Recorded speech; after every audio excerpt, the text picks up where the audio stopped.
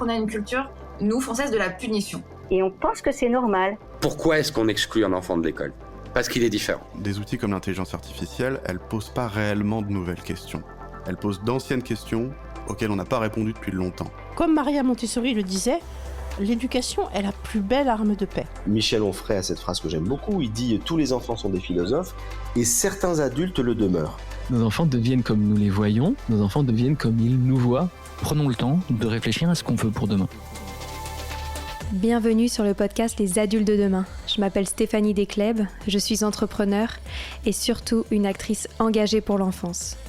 Dans ce podcast, je donne la voix à celles et ceux qui changent le monde grâce à l'éducation.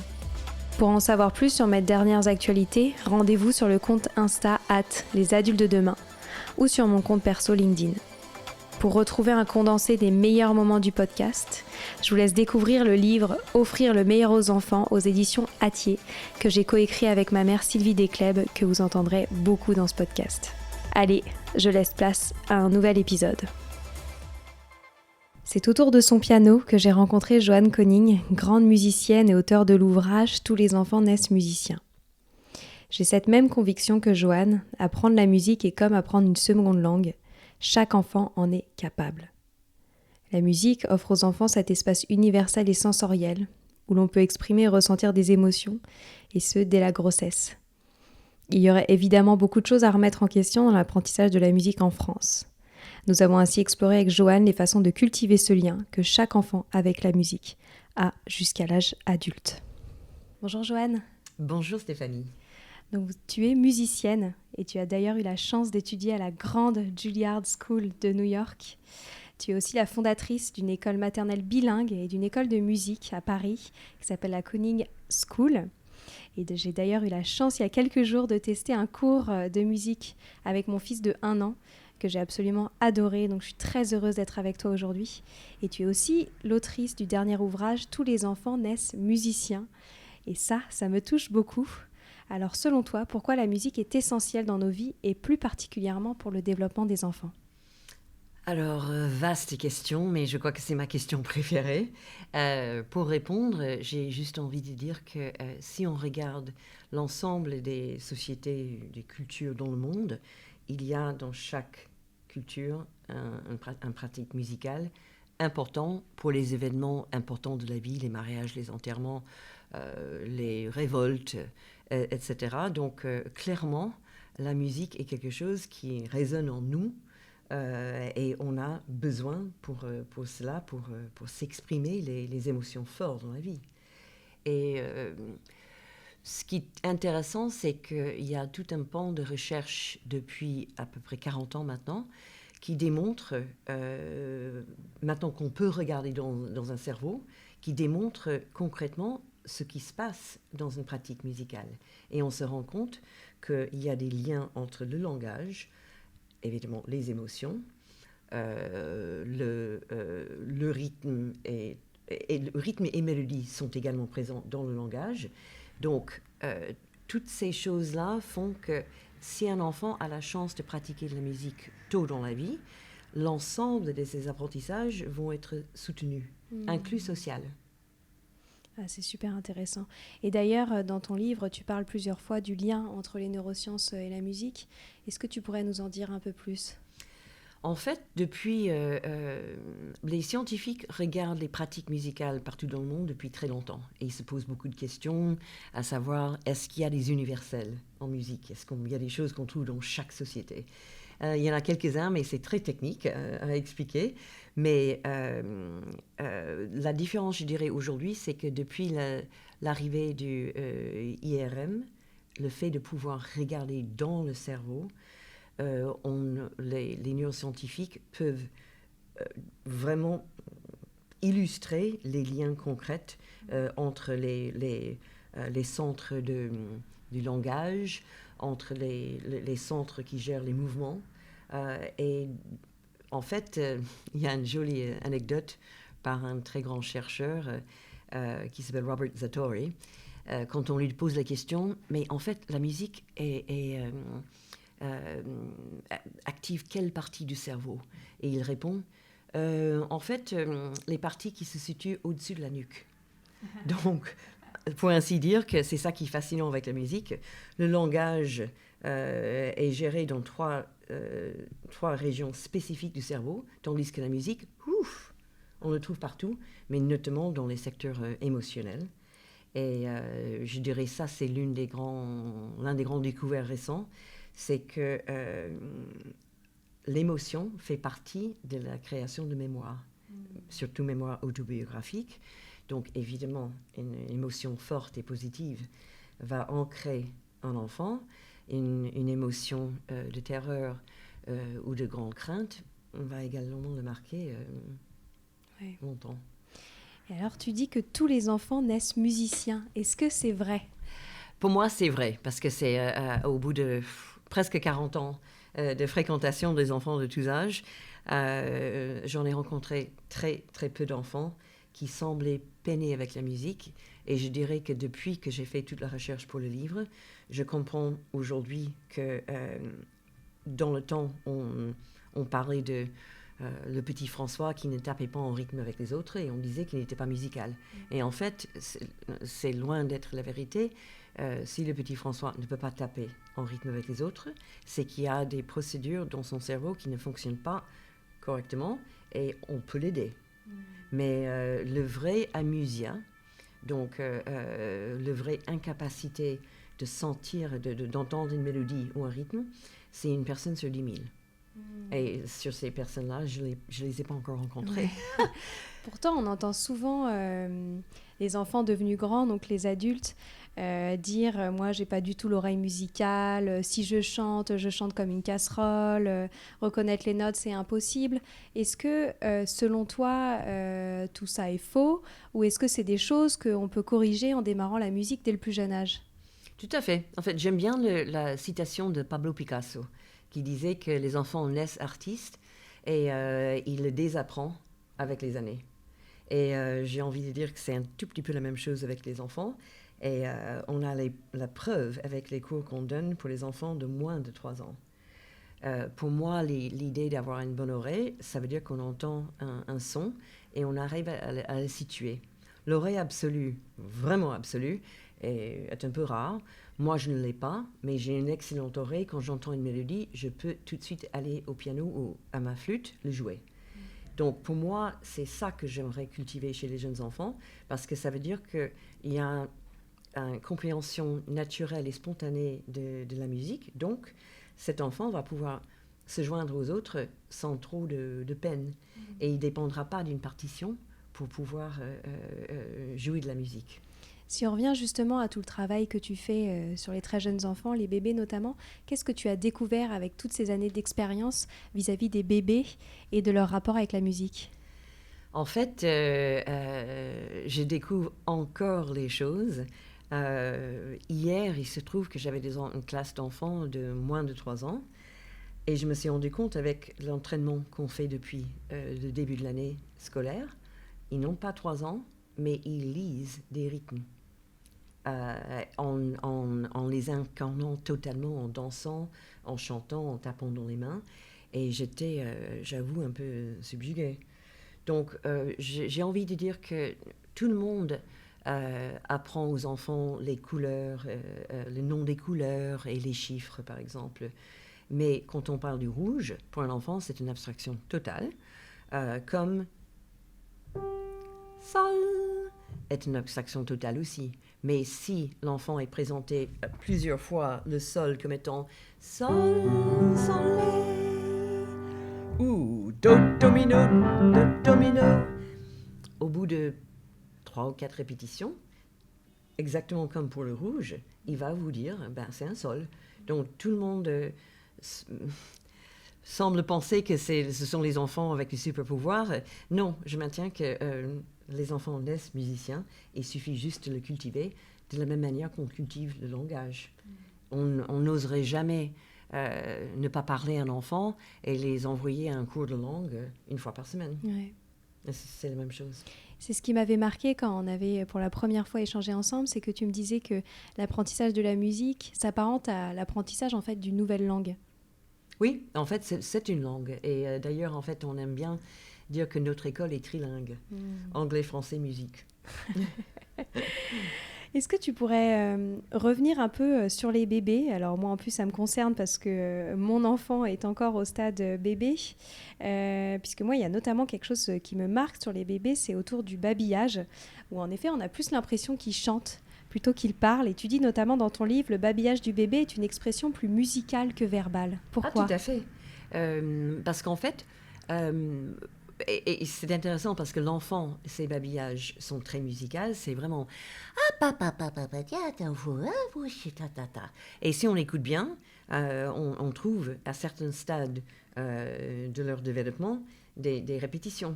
Et en fait, ces répétitions vont plus tard devenir des vrais mots.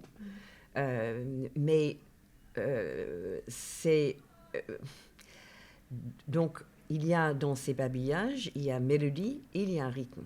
Et en fait, nous, en tant qu'adultes, quand on parle aux enfants, en français, ça s'appelle du mamané, et c'est la même chose. On dit « Oh, qu'il est beau, qu'il est magnifique, ce petit bébé !» Et encore, la mélodie et le rythme sont accentués. Si on disait oh, qu'il est beau, le bébé », le bébé, il va pas, ça ne l'intéresse pas. Donc, en fait, le cerveau du nouveau-né est un peu branché rythme et mélodie, et c'est plus facile pour lui de se concentrer. La mélodie, le rythme sert de béquille un peu pour l'acquisition du langage et surtout pour la mémoire. C'est pour ça que tout le monde se souvient des chansons de leur enfance, et le peu de chansons didactiques comme A, B, C, D, E, F, G restent très longtemps dans les mémoires. Tout à fait. Ce qui me marque aussi sur les bébés, c'est leur capacité à danser en rythme. Oui, alors c'est très intéressant parce qu'en fait,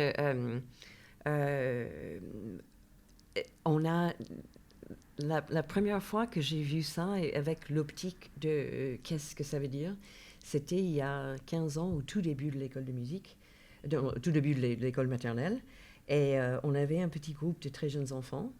Et c'était un peu d'expérimentation. Maintenant, c'est devenu vraiment une école, pleinement école, avec toutes les matières, etc. Mais je me souviens, je jouais un petit minuet de Bach. Il y avait une petite fille qui commençait à danser en pointant ses pieds, comme si elle dansait une danse baroque. Et je me suis dit, c'est incroyable, elle est en train de chorégraphier ce qu'elle entend. Donc, la majeure partie des enfants font cela spontanément, et c'est vrai que dès qu'ils entendent une musique avec une pulsation évidente, ils commencent à bouger avec. Et il se trouve que plus l'enfant bouge, plus son cerveau se développe. Parce qu'en fait, c'est une espèce d'envoi et réception d'informations de commandes du cerveau qui dit lever le pied, etc. Et même l'utilisation de ses mains opposées, les pieds opposés, enfin droite-gauche. Donc en fait, plus il danse, plus il bouge, plus son cerveau va éclore. Si on s'intéresse là à tous les parents qui nous écoutent et qui souhaitent initier leurs enfants à la musique dès le plus jeune âge et qui n'ont pas l'opportunité de mettre leur enfant dans une école comme la tienne, qu'est-ce que tu leur conseilles de faire ? En fait, c'était un peu l'une des raisons d'être de mon livre. C'est que je voulais que les parents puissent se décomplexer par rapport à leur absence, leur soi-disant absence de formation musicale. Surtout en France, parce que je pense que dans les entretiens avec les parents que je mène dans le cadre de l'école, j'ai l'impression que c'est 99% des gens qui disent j'étais nulle en solfège, donc j'ai tout arrêté. Et moi, ça me brise le cœur, parce qu'il faut mettre ça en perspective. Il y a beaucoup de civilisations avec des pratiques musicales extraordinaires, comme l'Inde, et il y a zéro écriture. En Afrique, dans certains pays africains, c'est pareil. Et donc, le problème aujourd'hui, c'est que la musique classique est devenue l'icône, enfin le label pour tout apprentissage musical. Et le problème, c'est que la musique classique, paradoxalement, n'est plus une tradition orale. Or, la musique est une tradition orale. Donc, à partir du moment où on a séparé où en fait on démarre la musique avec une partition, c'est exactement la même chose que si on demande à l'enfant d'apprendre à lire quand il ne sait pas encore parler. Donc c'est sérieux ce que je dis parce que je me suis rendu compte il y a très récemment que moi j'ai une très bonne oreille, j'improvise, enfin je suis vraiment une musicienne que je considère une musicienne naturelle. Et j'ai réfléchi, je me suis dit, je n'aurais pas réussi les cours de solfège en France parce que je n'ai pas un cerveau linéaire, je n'aurais pas compris. Ouais.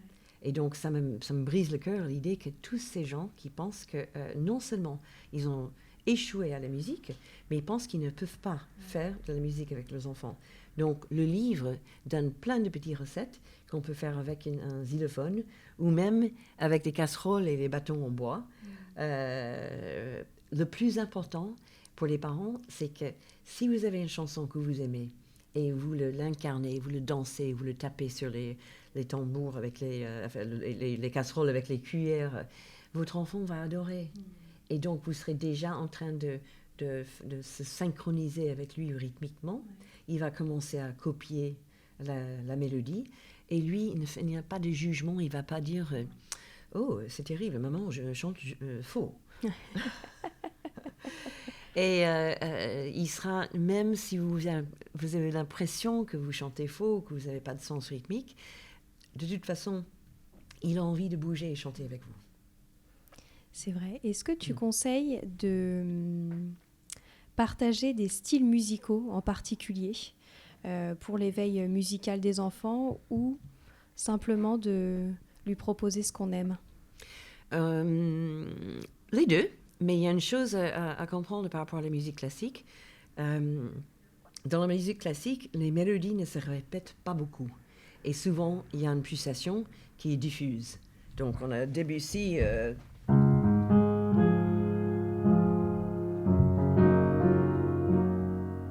Bonjour pour la pulsation. Donc, les enfants ont besoin de pulsation pour agir. Et si vous regardez la forme de toutes les chansons pour enfants, il y a souvent le ABA. Donc, les phrases sont répétées et c'est de l'ancrage pour l'enfant. Donc, pour moi, la musique classique, si c'est très rythmé, oui, mais les enfants agissent davantage à une pulsation plus évidente. Et qu'est-ce que tu penses de la tradition des comptines? Les comptines sont absolument nécessaires, en fait. Et je ne sais pas à quel point les parents aujourd'hui en chantent ou il y a une tradition anglo-saxonne qui est très ancienne, ce sont les nursery rhymes. Donc, ce sont les textes dits, mais avec un rythme, comme Humpty Dumpty sat on a wall. Et c'est très bizarre, mais en France, ça n'existe pas. On a les chansons. Mais toutes les chansons pour les enfants sont formidables parce que justement, il y a cette répétition et l'enfant commence à pouvoir anticiper ce qui va venir par la suite. Et donc, ça veut dire qu'il est, il est rassuré et il commence à savoir qu'il a la capacité de savoir ce qui va venir juste après tel ou tel mot. Donc, en fait, on met en place plein de circuits qui concernent le langage. Tout le temps. Enfin, il faut chanter les enfants tout le temps. Toutes les comptines sont bons. Est-ce que tu conseilles aux parents qui nous écoutent d'inscrire leurs enfants à l'apprentissage d'un instrument de musique, même si ça ne vient pas nécessairement d'une demande de l'enfant? Oui. Parce que les bienfaits sont tellement nombreux, mais il y a une autre raison aussi, c'est que ce qui est intéressant avec une pratique instrumentale, c'est que personne ne peut le faire à la place de l'enfant. En fait, l'enfant doit être engagé physiquement, émotionnellement, intellectuellement. Ses oreilles, tout est en train de fonctionner quand il apprend un instrument. Et il y a une maîtrise par rapport au temps, le rythme, etc. Et l'enfant ne peut pas le faire en étant distrait. Et l'attention, aujourd'hui, au XXIe siècle, l'attention, la capacité d'être attentif est un peu en danger pour les adultes comme pour les enfants. Et donc, je pense qu'aujourd'hui, plus que jamais, s'il y a la possibilité, oui, c'est que l'enfant pratique un instrument, mais il faut garder l'aspect social. Le problème, c'est que si l'enfant prend un cours de piano seul à la maison, il va perdre goût rapidement. Il faut garder en tête qu'avant 8 ans, et même après, il faut que la musique soit insérée dans quelque chose de social, soit un choral, soit les mini-cours d'orchestre, ou juste même un cours de formation musicale, mais bien fait, dans lequel l'enfant chante et danse. Parce que la musique est sociale, et si on l'isole, il y a de fortes chances que l'enfant perde le goût. La capacité de travailler seul viendra plus tard, après 12 ans. Parce que j'ai l'impression que souvent ce qui se passe quand on inscrit un enfant à un cours de musique, c'est qu'avec le temps, il a envie de se désengager et d'arrêter. Pas tous, mais je pense qu'il faut être extrêmement regardant sur l'enseignant. Parce que si l'enfant n'est pas un peu fasciné, s'il ne prend pas plaisir à voir son enseignant, ça ne va pas marcher. Donc, il y a aussi parfois un problème, c'est que des musiciens ne sont pas forcément très formés pour la tranche d'âge de moins de 6 ans en termes de développement. Donc, là, beaucoup de musiciens sont à l'aise avec les cours à partir du moment où l'enfant sait déjà lire et écrire. C'est dommage parce qu'en fait, on peut mettre tant de choses en place avant. Mais je pense que si le choix de l'instrument est celui de l'enfant, s'il aime son professeur, et s'il y a le troisième ingrédient, donc s'il y a un moment de partage dans sa semaine où il fait de la musique avec d'autres personnes, là, il y a très peu de désistement. Ça me donne envie que tu nous racontes un petit peu plus ton histoire avec la flûte. Est-ce que toi, c'est quelque chose qui t'est venu très jeune et tu as toujours su que tu voulais faire ça? Ou ça s'est développé avec le temps et tu as gardé la passion jusqu'à aujourd'hui? En fait, j'ai commencé avec le piano. Mais ça, c'est un bon exemple pour les parents. Il y avait un piano chez nous parce que ma mère pensait que toutes les maisons devaient avoir un piano. Je n'ai pas la moindre idée qu'est-ce que c'était ce piano. À mon avis, ce n'était pas extraordinaire. Mais j'ai demandé les cours de piano quand j'étais petite. Et donc, on allait une fois par semaine chez la dame qui habitait de l'autre côté de la rue, en Californie. Et les cours étaient très mignons. Mais bizarrement, elle commençait également avec la lecture. Mais quand j'étais à la maison, en fait, moi, je m'amusais à chercher des mélodies. Donc, j'étais en train d'entrer moi-même un peu dans l'improvisation. Donc, je préparais mes morceaux, mais ça m'intéressait beaucoup plus. Et quand j'étais adolescent, j'écoutais les morceaux à la radio, les morceaux de musique à la radio, et je cherchais jusqu'à ce que je trouve toute la mélodie, l'harmonie, etc. Et donc, c'était une très belle expérience parce que du coup, en fait, on développe une compréhension structurelle et harmonique de la musique par l'improvisation.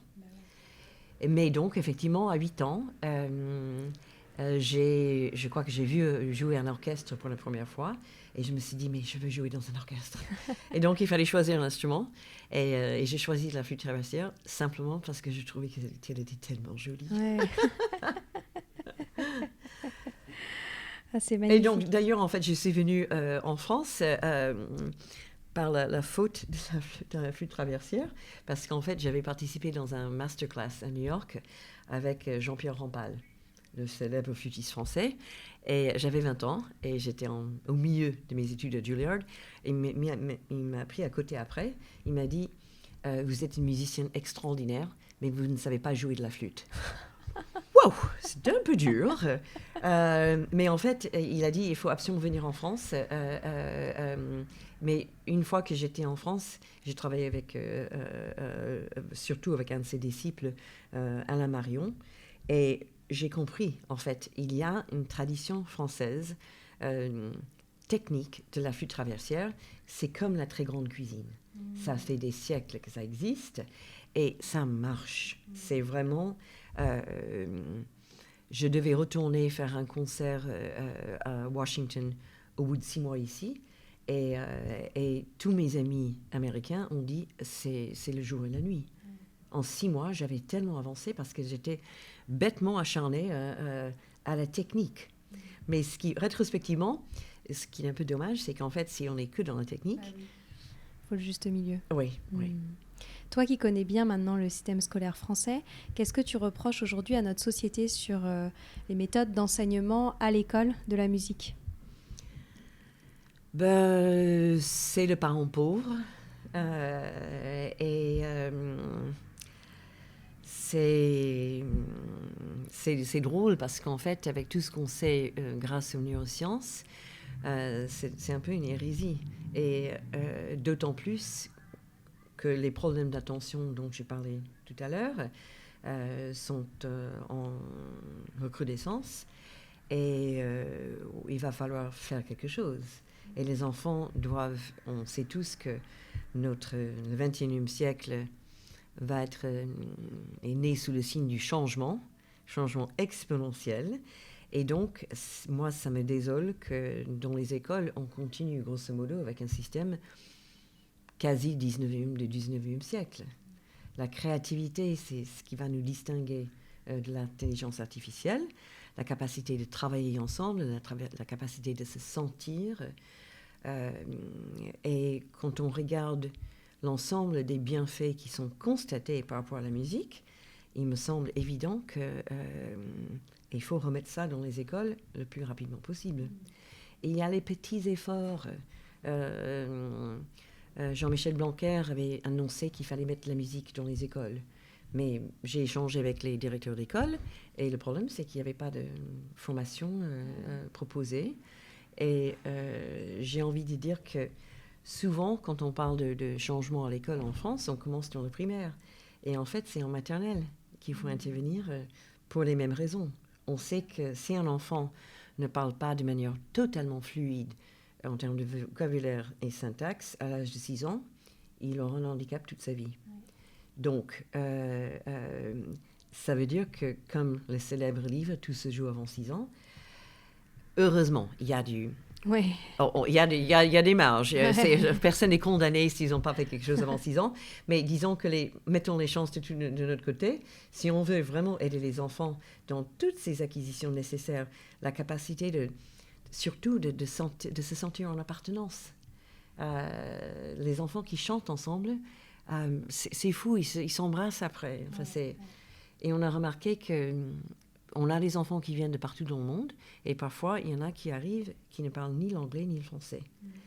Mais ils chantent dans les deux langues avant de pouvoir parler les langues, et on les voit physiquement en harmonie, vraiment à l'aise avec leurs petits collègues par la musique. Ils se sentent qu'ils font partie de la classe. Et je pense que... on parle de différents problèmes d'intégration, etc. Si vous voulez que les gens puissent bien fonctionner ensemble, mettez-les en musique, qu'ils soient enfants ou adultes, et ça marche. Tu aurais des exemples de pays où tu trouves que la manière d'enseigner la musique est particulièrement inspirant à l'école ? Ce qui est intéressant, c'est qu'on parle tout le temps du Finlande, comme étant l'endroit le top du monde pour l'éducation. Et peu de gens savent que tous les enseignants finlandais sont obligés, premièrement, d'aller à l'étranger, passer une année dans un autre pays pour voir ce qui se passe. Et ils sont aussi obligés de jouer d'un instrument suffisamment bien pour avoir une activité musicale avec les enfants. Et la musique commence dans tout ce qui est préscolaire. C'est obligatoire jusque dans au sixième. Et ensuite, les enfants, la majeure partie du temps, restent dans leur groupe, que ce soit un groupe de rock ou un petit orchestre. Donc, ça continue. Donc, pour moi, cette intégration très naturelle, nous, on ne cherche pas à faire les concertistes, loin de là. On veut que la pratique musicale soit enrichissante sur tous les niveaux. On sait que c'est le cas. On veut que l'enfant prenne du plaisir à faire de la musique avec ses camarades, parce que ça restera toute la vie. Bien sûr. J'aimerais maintenant qu'on un peu résume tout ce que tu as dit et que tu nous redises, selon toi, qu'est-ce qui est bénéfique à faire de la musique dès le plus jeune âge, donc que ce soit pour les bébés, pour les jeunes enfants ou pour les ados. Pourquoi est-ce que la musique est si importante dans la vie de nos enfants ? Dans l'ordre, je dirais ce sentiment d'appartenance. Et avec le plus jeune bébé, c'est une communication avec sa mère ou son père, ou la personne qui s'occupe de lui. Les liens qui sont créés parce qu'il s'agit de vibrations et de mouvements internes partagés. Plus tard, c'est l'appartenance à un groupe de jeunes enfants. Et plus tard, c'est l'appartenance à une société. Donc, dans l'ordre, l'appartenance. En second lieu, je dirais l'attention, la capacité de pouvoir focus sur quelque chose de précis et qui qui exige le rythme. Par exemple, si on doit jouer avec quelqu'un d'autre, si on a une nanoseconde de différence, soit tout le groupe s'ajuste, qui est assez magique, soit la personne va devoir rattraper. Donc, ça demande une attention, mais viscérale et extrême. Et je pense qu'il va falloir que nos enfants puissent se concentrer à l'avenir. Et on sait en plus que cette capacité de concentration est davantage déterminante que le QI, en fait, dans la vie d'un enfant. Et troisièmement, très important aussi, ce sont les liens entre langage et musique, les circuits. L'enfant, le bébé qui pratique de la musique est en train de comprendre et sentir les rythmes. Je ne sais pas s'ils ont fait ça quand ton fils était en cours, mais I am the Lion King, listen, listen to me roar. Ils ont fait ti-ti-ti-ti-ta-ta ronde. Et donc, on attribue un rythme, on indique le rythme de la phrase qui était dite. Et donc, à l'intérieur de cela, ça veut dire que l'enfant peut distinguer les mots dans une phrase et les syllabes à l'intérieur des mots. Et l'absence de cette perception, à 6 mois d'un bébé, détermine son niveau d'alphabétisation après. C'est fascinant les liens, notamment entre rythme et capacité langagère et même plus tard, c'est lié aussi à l'écriture parce que l'enfant qui n'entend pas les syllabes dans un mot aura beaucoup de mal à apprendre à l'écrire. Certain. Alors j'ai une petite question rituelle maintenant dans le podcast. Tu le sais, il s'appelle Les adultes de demain. Qu'est-ce que tu souhaiterais aux enfants d'aujourd'hui, les futurs adultes de demain ? J'espère qu'ils ne seront plus attachés aux écrans. J'espère qu'ils passeront du temps ensemble dans l'entraide, dans l'apprentissage, dans les activités qui font du bien à la planète. Que l'une des choses que j'aime dire par rapport à la musique, c'est que c'est ce qui est le plus écologique au monde. On n'a même pas besoin d'électricité parce que nous sommes un orchestre. On peut faire des rythmes et des mélodies en même temps.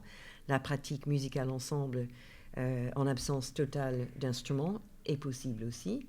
Donc, je pense que j'aimerais que cette pratique musicale vienne en aide d'une société qui actuellement souffre beaucoup de solitude et d'éloignement des communautés. Ouais. Et c'est vrai que la musique rassemble. Absolument. Alors, j'ai une dernière petite demande quand même pour toi. On est à côté d'un piano, donc je vais te demander si tu veux bien de nous jouer quelque chose pour conclure cet épisode de podcast. Ça te dérange pas ? Ah, ok. Alors, on donne un prénom musical à chaque enfant. Et donc, le nom du podcast, c'est Les adultes de demain. Ouais. Ok, donc je vais essayer. Les adultes de demain. Les adultes de demain.